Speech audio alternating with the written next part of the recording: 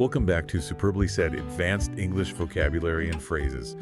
Today is based on a SpeakDuo lesson. Yeah, and you can go to SpeakDuo.com to meet new people from around the world who are practicing English on video calls to boost your speaking confidence. Exactly. Well, let's just transition immediately into the idioms. No fluff today. These are specifically for advanced English learners, to elevate their professional communication. Right. So let's imagine an IELTS Part 2 response about a formal board discussion. A junior analyst inadvertently speaks out of turn. Is that just interrupting? Not quite. I mean, it contrasts with simply interrupting. Speaking out of turn implies a real breach of hierarchy or, permission. Okay. It's like skipping the VIP line. Precisely. So say a boss blames a hi for a translation error. They're barking up the wrong tree. Yeah, and that's not just making a mistake. The nuance is that you're pursuing a completely false logic path. Yikes. So an operations director might drag developers over the coals for a missed deadline. Right, which contrasts with just giving feedback. Yeah, it's a severe, painful reprimand. That sounds intense. Well, maybe they missed the deadline because of layabouts on the team. I mean, are those just procrastinators? No, actually, procrastinators eventually do the work. Layabouts are people who actively and habitually dodge work. Wait, really? Yeah, like stalling a cross-functional project entirely. So then, a sudden resignation from the marketing track happens. A bolt from the blue. Exactly. It isn't just a generic surprise. It's something completely unforeseen, arriving without any warning. Got it. And with dropping ad conversions, it stands to reason that sales will decline. Why not just say that makes sense? Because stands to reason carries more weight. It implies an inevitable, deeply logical conclusion. Okay, so say an automated script functions well, but is rough around the edges.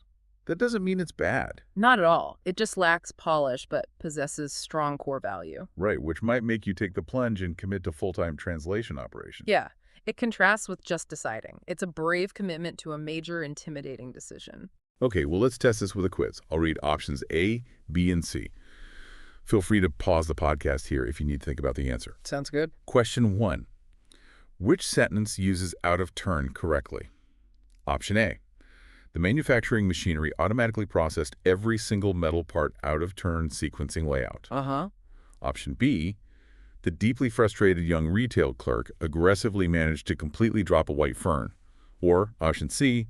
During the highly formal board discussion, the junior analyst inadvertently spoke out of turn. It's answer C. The junior analyst inadvertently speaking out of turn perfectly shows that breach of hierarchy we discussed. Awesome. Question 2. Select the context where bark up the wrong tree is most appropriately used figuratively. Option A. If you blame our translation team for the website indexing layout failure, you are barking up the wrong tree. Right. Option B. The wild rescue guard dog began to loudly bark up the wrong tree located near the park gates. Option C. The incredibly clumsy warehouse inventory clerk accidentally managed to quickly buy some large free. Well, it's answer A. Blaming the translation team is barking up the wrong tree, meaning you're on a completely false logic path. Spot on. Question 3. In which situation does someone accurately utilize the advanced noun layabouts? Option A. The interior layout coordinators carefully designed 3 comfortable layabouts inside the office lounge. Nope. Option B. The project manager complained that a few chronic layabouts were actively stalling our cross-functional team operations. Option C. The completely terrified young wilderness traveler unexpectedly noticed an exceptionally massive heavy wood scout. Answer B. The chronic layabout stalling operations describes those who habitually dodge work. Yeah. Question 4. Which response best demonstrates drag someone over the coals figuratively? Option A. Our operations director dragged the back-end developers over the coals for completely missing the database migration deadline. Okay. Option B. The structural steel manufacturing operators explicitly had to physically drag someone over the coals processing area. Option C. The incredibly clumsy warehouse inventory clerk accidentally managed to quickly catch that white balance. It has to be answer A. Dragging the developers over the coals is that severe, painful reprimand. Exactly. Question 5. How would a professional use a bolt from the blue figuratively? Option A. The hardware maintenance technician carefully unscrewed that specific mechanical bolt from the blue protective sheet. Wow. Option B, the completely confused amateur theater group unexpectedly decided to proudly paint a clean shoe. Option C, her sudden decision to resign from the global marketing track arrived like a total bolt from the blue to the department. That's answer C. The sudden resignation is a bolt from the blue because it was completely unforeseen. Right. Question 6. Which scenario illustrates stand to reason? Option A, the physical training coordinator explicitly instructed the participants to stand to reason positions across the field. Definitely not. Option B, given the severe drop in digital ad conversions, it stands to reason that our product sales will experience a parallel decline.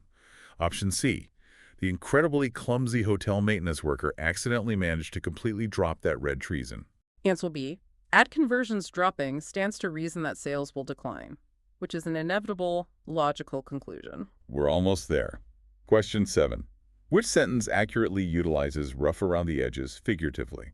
Option A, our initial automated schema tracking script is still a bit rough around the edges, but its primary logic functions well. Yeah. Option B, the industrial masonry supervisor instructed workers to smooth. Yeah, that was weird. Well, that wraps up our deep dive. Truly. We want to leave you with a final thought today. How does wielding these nuanced idioms instead of just basic vocabulary subconsciously shift how your colleagues and bosses perceive your leadership potential?